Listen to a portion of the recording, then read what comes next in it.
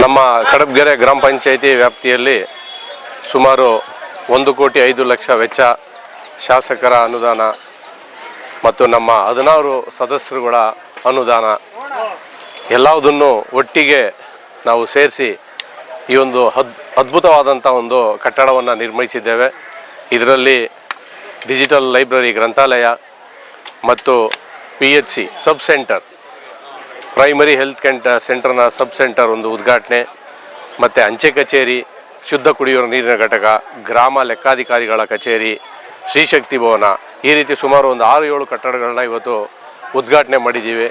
ಈ ಉದ್ಘಾಟನೆ ತುಂಬ ಸಂತೋಷ ತಂದಿದೆ, ಹರ್ಷ ತಂದಿದೆ. ಏಕೆಂದರೆ ಎಲ್ಲರೂ ಕೆಲಸ ಮಾಡ್ಬೋದು, ಆದರೆ ಒಟ್ಟಾಗಿ ಕೆಲಸ ಮಾಡೋದು ಒಂದು ಏಕತೆಯನ್ನು ತೋರಿಸುತ್ತೆ. ಇವತ್ತು ನಮ್ಮ ಪಂಚಾಯಿತಿ ವ್ಯಾಪ್ತಿಯಲ್ಲಿ ಒಂದು ಹಬ್ಬದ ವಾತಾವರಣವನ್ನು ನಾವು ಸೃಷ್ಟಿ ಮಾಡಿದ್ದೀವಿ. ಈ ಒಂದು ಕಾರ್ಯಕ್ರಮಕ್ಕೆ ನಮ್ಮ ಎಲ್ಲರ ನೆಚ್ಚಿನ ಶಾಸಕರಾದಂಥ SR ವಿಶ್ವನಾಥ್ ಅವರು ಬಂದಿದ್ದರು, ಸಂಸದರಾದಂಥ ಚಿಕ್ಕಬಳ್ಳಾಪುರ ಕ್ಷೇತ್ರದ ಸಂಸದರಾದಂಥ ಶ್ರೀಯುತ ಡಾಕ್ಟರ್ K ಸುಧಾಕರ್ ಅವರು ಬಂದಿದ್ದರು. ಎಲ್ಲರೂ ಖುಷಿಪಟ್ಟು ಈ ಒಂದು ಅದ್ದೂರಿ ಕಾರ್ಯಕ್ರಮವನ್ನು ನಾವು ಇವತ್ತು ಯಶಸ್ವಿಗೊಳಿಸಿದ್ದೀವಿ. ಇದು ಸಾರ್ವಜನಿಕರಿಗೋಸ್ಕರ ನಾವು ಲೋಕಾರ್ಪಣೆಯನ್ನು ಮಾಡಿದ್ದೇವೆ.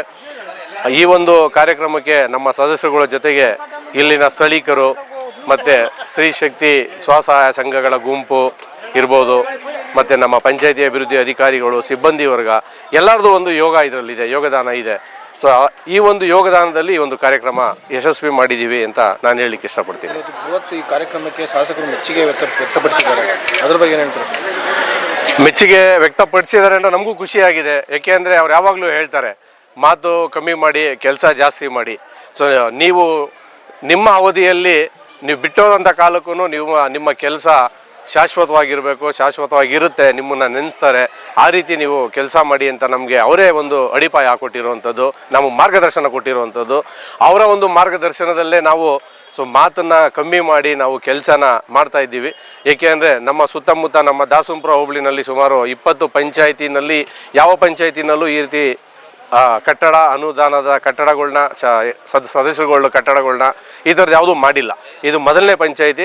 ಸೊ ಅದರಿಂದ ನಾವು ಶಾಸಕರ ಮಾರ್ಗದರ್ಶನದಲ್ಲಿ ಇನ್ನೂ ಮುಂದಿನ ದಿನಗಳಲ್ಲಿ ಹೆಚ್ಚಿನ ಕೆಲಸ ಮಾಡ್ತೀವಿ ಅಂತ ನಾನು ಹೇಳಲಿಕ್ಕೆ ಬಯಸ್ತೀನಿ.